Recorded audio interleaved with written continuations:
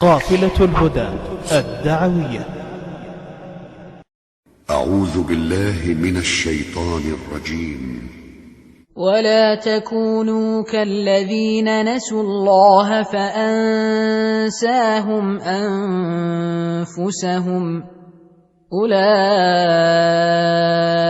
هم الفاسقون. على قدر نسيانك لله على قدر ما ينسيك الله نفسك، نسأل الله العافية.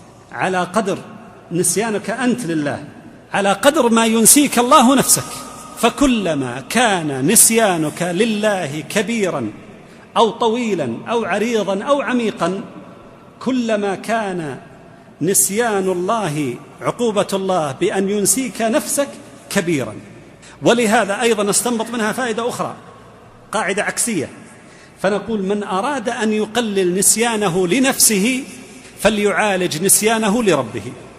من أراد أن يقلل نسيانه لنفسه فليعالج نسيانه لربه.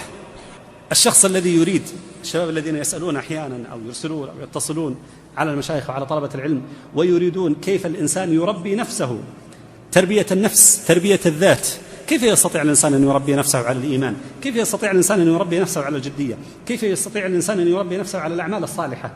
لأجل أن تلتفت لنفسك التفت أولا إلى ماذا؟ إلى ربك.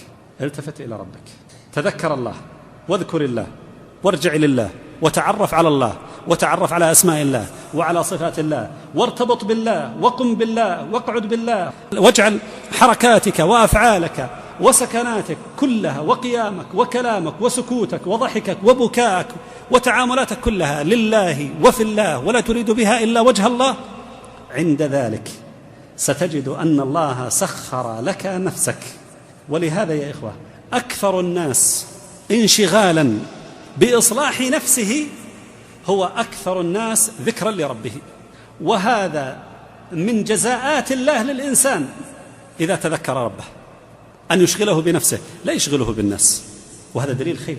مثلا يورثه الله تأنيب الضمير، كلما قصر في طاعة الله أنبه ضميره، هذا مكسب وهذا خير دائم التأنيب. ولهذا يقول الحسن لا تجد المؤمن إلا لواما لنفسه، ما أردت بكلمة كذا، ما أردت بفعلة كذا، ليتني لم أقل كذا، ليتني لم أكل هذا، ليتني لم أذهب إلى المكان الفلاني. لا ترى المؤمن إلا لواما لنفسه لأنه منشغل بإصلاحها. أما الإنسان المعرض الذي يأكل ما وقع في يده وينظر حيث ما شاء وحيث ما أملى عليه هواه فعل، وأي كلمة يقولها قالها، وإذا غضب قال ما يريد وما يشاء وفتح المجال لنفسه، وأحيانا يعلم أن هذا الأمر ومع ذلك يفعله. هذا واضح من أين أتي من أنه نسى الله فأنساه الله نفسه. ولهذا لم يلتفت إلى صلاحها، لم يلتفت إلى توبتها، لم يلتفت إلى استقامتها، لم يلتفت إلى تقويمها، إلى تقويم اعوجاجها. نفسه اعوجت ومع ذلك لم ينتبه، يده تجاسرت على الحرام ومع ذلك لم ينتبه، لسانه تغير وبدأ سليط اللسان، أو بدأ فيه من الفحش، أو بدأ فيه من الفظاظة، أو بدأ فيه بعيدا عن ذكر الله ومع ذلك ما انتبه. عينه بدأت تنظر للحرام ثم استساغت الحرام ثم أصبحت تتلذذ بالحرام ومع ذلك ما انتبه. قدمه كذلك، أعضاؤه كذلك، تفكيراته كذلك، خيالاته كذلك، خطراته كذلك، خطواته كذلك، سلوكه كذلك، علاقته مع والديه، علاقته مع إخوانه، داخله شيء من الحسد ومع ذلك ما انتبه، داخله شيء من احتقار المسلمين ومع ذلك ما انتبه.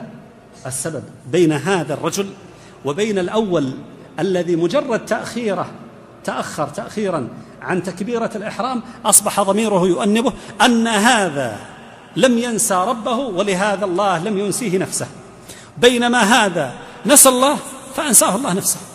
بل إن من الناس كما دلت الآية من الناس من يكون تذكره لغيره أكثر من تذكره لنفسه.